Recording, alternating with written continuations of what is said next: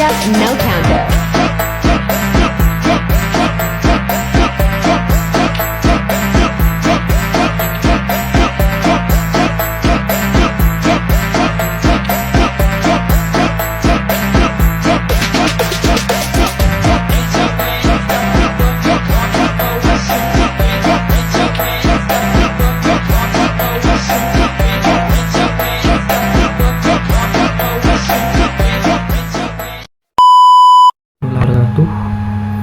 Perkenalkan, nama saya Ahmad Al-Faris Rahman selaku moderator yang akan membimbing jalannya presentasi dari kelompok 1 yang bertopik tentang pengertian etika pemasaran secara syariah dan implikasi etika pada fungsi pemasaran. Dan selanjutnya saya akan langsung pasrahkan kepada presentator. Sekian saya.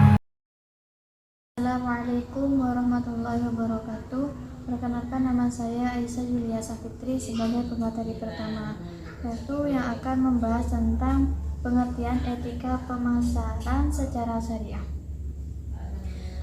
Etika pemasaran secara umum adalah penerapan prinsip-prinsip moral dalam kegiatan pemasaran.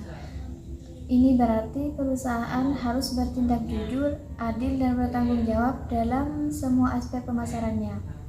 Nah, etika pemasaran secara syariah adalah seperangkat prinsip atau aturan yang mengatur kegiatan pemasaran agar sesuai dengan nilai-nilai Islam. Maksudnya adalah panduan untuk melakukan kegiatan pemasaran dengan cara yang benar dan baik menurut ajaran Islam. Mengapa etika pemasaran syariah itu penting? Karena untuk menjaga keadilan, menghindari praktik yang merugikan, memperkuat kepercayaan, mencapai keberkahan. Etika pemasaran menerapkan prinsip-prinsip syariah, yaitu prinsip kejujuran, memberikan informasi yang benar dan lengkap tentang produk atau jasa. Terus menerapkan prinsip keadilan, memperlakukan semua pihak secara adil, baik konsumen, pesaing maupun karyawan. Selanjutnya, tanggung jawab sosial, mempertimbangkan dampak kegiatan pemasaran terhadap masyarakat dan lingkungan. Yang terakhir yaitu menghindari praktik yang merugikan, tidak melakukan penipuan, manipulasi, atau tindakan yang merugikan konsumen. Selanjutnya, contoh penerapan etika pemasaran secara syariah dalam praktik. Yang pertama, kejujuran dan keterbukaan.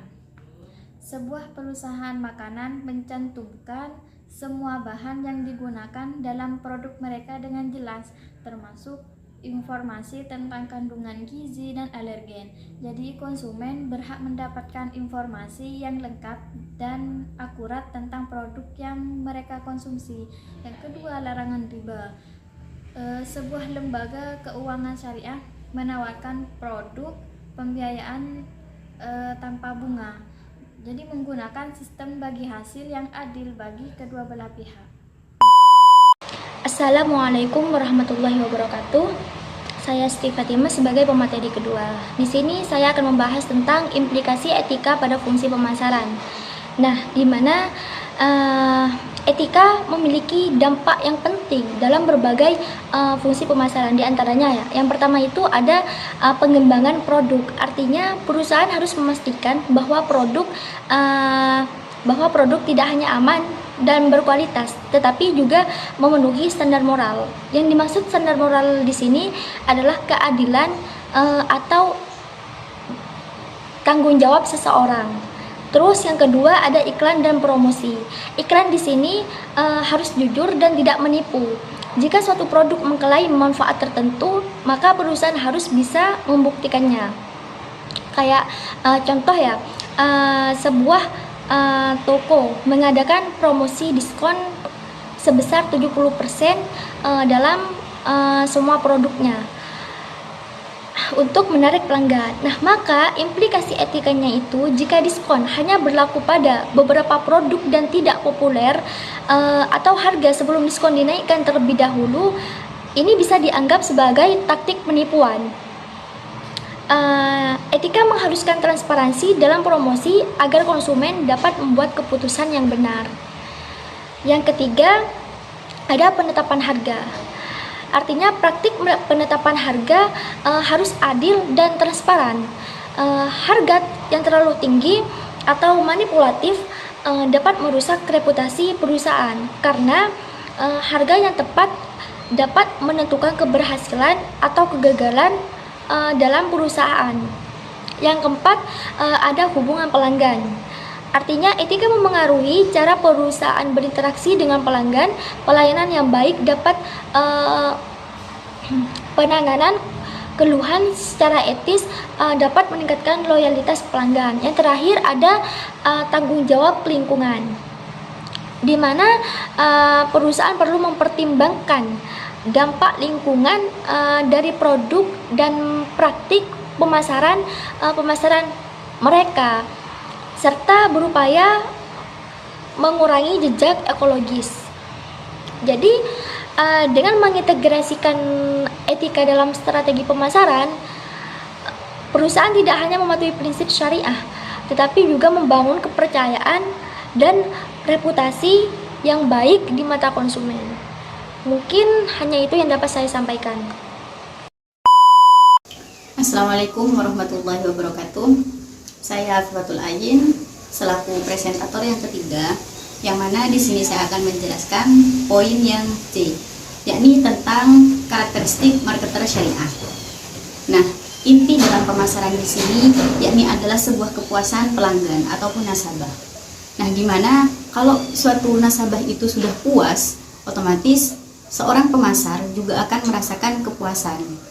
Nah, sedangkan menurut Sutoyo dalam bukunya yakni karakter ataupun etika dalam pemasaran yakni ada 9, ataupun suatu etika yang harus dimiliki seorang marketer itu ada 9. Yang pertama ada kepribadian spiritual, yang mana kita harus mempunyai kepribadian yang spiritual.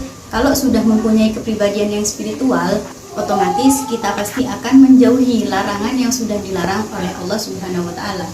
Nah, yang kedua yakni berkepribadian baik dan juga simpati. Nah, seorang pemasar di situ harus berbaik hati, harus mempunyai kepribadian yang baik agar nantinya nasabah itu ketika mau berkunjung terhadap produk yang kita pasarkan itu merasakan sebuah kesenangan. Nah, yang ketiga yakni harus berlaku adil dalam berbisnis, dan yang keempat melayani nasabah dengan rendah hati. Nah, seorang marketer harus melayani nasabahnya itu dengan rendah hati. Intinya itu ya tidak boleh galak lah apabila seorang nasabah itu datang untuk melihat-lihat produknya kita. Jadi kita harus dengan rendah hati, dengan berperilaku baik dalam menjelaskan suatu produknya. Dan yang selanjutnya ya ini selalu menepati janji dan tidak curang. Nah, seorang pemasar itu tidak boleh curang. Kalau semisal harga yang dipasarkan itu sekian, harus kita katakan sekian juga, tidak boleh dikurangi ataupun dilebih-lebihkan seperti itu. Nah, yang selanjutnya yakni harus mempunyai sifat jujur dan terpercaya. Nah, seorang pemasar di sini harus jujur dan terpercaya. Dengan artian produk yang dipasarkan itu harus dengan jujur kita mengemukakan ataupun menjelaskan kepada nasabah bahwa produk yang kita jual ini begini, dan juga harus terpercaya juga. Apa yang dikatakan itu harus terpercaya. Nah, selanjutnya ya ini tidak suka berburuk sangka, dan juga tidak suka menjelek-jelekkan, dan tidak suka melakukan suap. Nah, jadi kita seorang marketer semisal tidak boleh melakukan suap, agar misal ya ingin melakukan suap nantinya supaya banyak yang membeli produk yang kita pasarkan, itu tidak boleh.